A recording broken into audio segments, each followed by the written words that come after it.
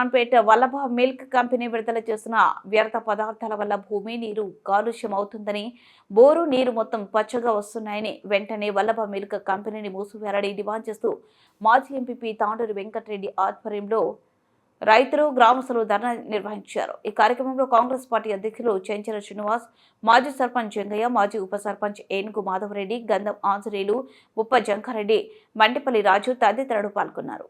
ఏమనుకుంటే ఇది పాల కంపెనీ, ఇది కాలుష్యం కాదని అనుకుంటారు. కానీ మేము కూడా ఈ కంపెనీ పడతాప్పుడు ఈ పాల కంపెనీ అంటే పబ్లిక్ పాలు తాగే కంపెనీ మంచిదని అనుకొని సంతోషపడ్డాం.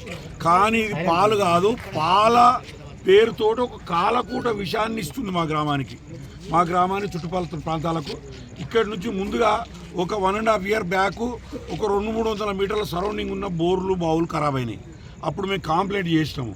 కంప్లైంట్ చేస్తే ఆల్రెడీ ల్యాబ్ టెస్టులు అయిపోయినాయి, సాయిల్ టెస్ట్ చేసిర్రు, అదేవిధంగా గ్రౌండ్ వాటర్ టెస్ట్ చేసిర్రు, వాళ్ళ కాంపౌండ్ వాళ్ళు లోపల చేసిర్రు, బయట చేసిర్రు. వాళ్ళు తప్పు చేసిరని నిర్ధారణ అయింది. వాళ్ళకు నోటీసులు ఇచ్చిర్రు. వీళ్ళకు ఒక 1 నెల రోజులలో మేము అన్ని చర్యలు చేపడతాం. ట్రీట్మెంట్ ప్లాన్ను ఖరాబ్ అవడంతో కొన్ని వర్షాకాలంలో ఇట్లా గ్రౌండ్లో నీళ్ళు పోయి ఇట్లా అయిపోయింది.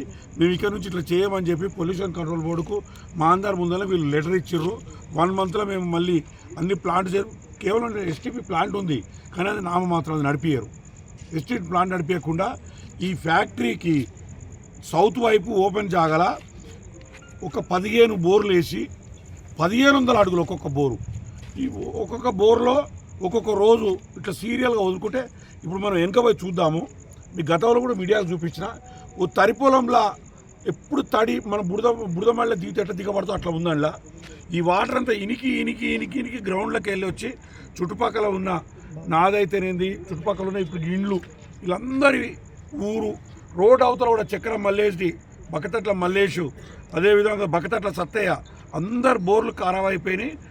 మొత్తము పసుపు రంగుల గ్రౌండ్ వాటర్ మొత్తము మన పెసర రంగుల వాటర్ తయారైపోయి ఒక కెమికల్ వాసన వస్తుంటుంది. మనకి ఏదైనా కెమికల్ కలిసి వాసన వచ్చి